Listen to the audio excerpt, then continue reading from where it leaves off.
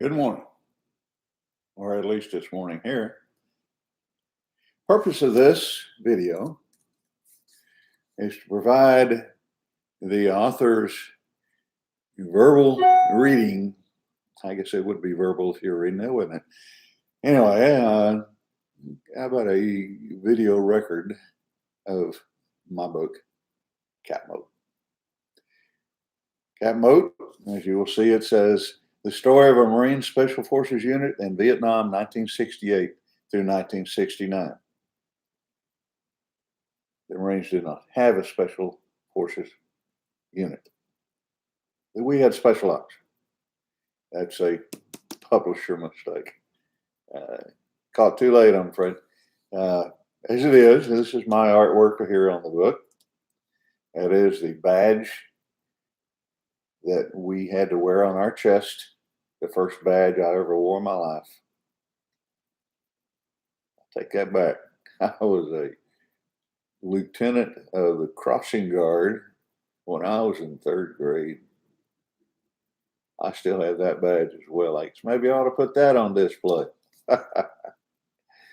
All right. Well, I'm going to start reading this because I have had so many people tell me that they would love to hear this, have an audio record of Cat Moat. So here we go. Based on actual experiences during Barry Goodson's tour of duty in Vietnam from July of 1968 to June 1969, Cat Moat is a riveting story of one Marine Special Forces unit, Special Op Unit. CAP stood for Combined Action Program. Started by General Walt and a bunch of other officers as a way to create a pacification program that would defeat the MVA and the the MVA and the VC at their own game. In other words, on their own turf, 24 hours a day, 7 days a week. They dropped us into the jungle, 8 Marines. Entirely mobile. We had no compound, no place to hide, no place to run to. Our entire tour of duty was spent walking amongst and living among all of the villagers, farmers in Quang Tinh province.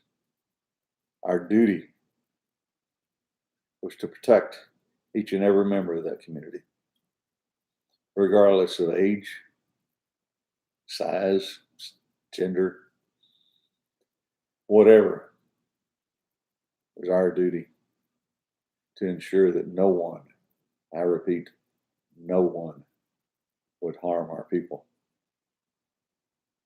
Had 8 Marines do it? Listen.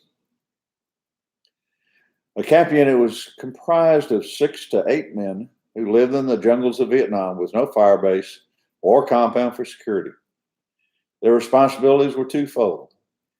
They were to become involved in the everyday life of the Vietnamese villagers, helping them in everything from farming to healing their sick. They were also instructed to help train a new generation of PFs, Popular Forces. Popular Forces were nothing more, I don't really say it that way, but they were farmers. A man working to save his family. They were villagers, men who were working to save their family, protect them against anything and any odds. They weren't highly trained individuals. However, they knew how to fight. They've been fighting 20 years before we got there. Most of them started fighting when they were wee lads, just 7, 8 years old. I can't imagine anything like that. I thought I was a youngster. Hell, I was 18 years old when I get to Vietnam. Correction, 19 years old, I'm sorry.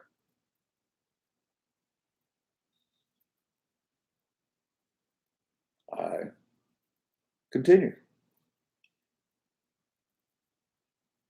They were also instructed to help the Popular Forces, as I mentioned. Vietnamese men committed to fighting the MVA, North Vietnamese Army, and other forces of communism, such as the Viet Cong.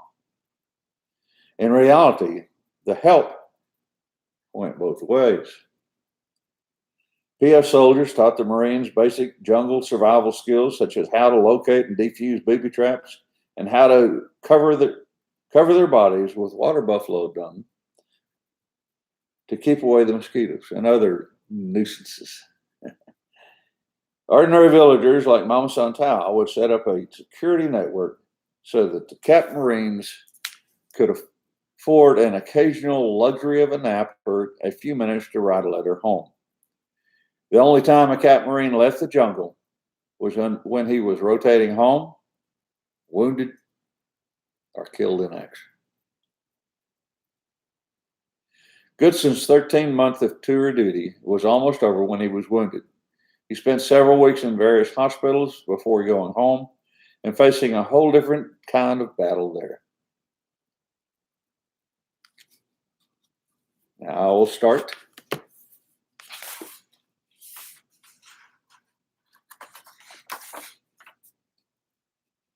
Actually, I will have to stop right there because this is one of the books that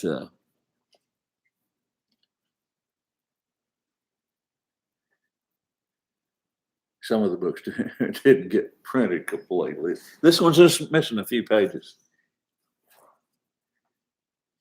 Let me see if I can find another one.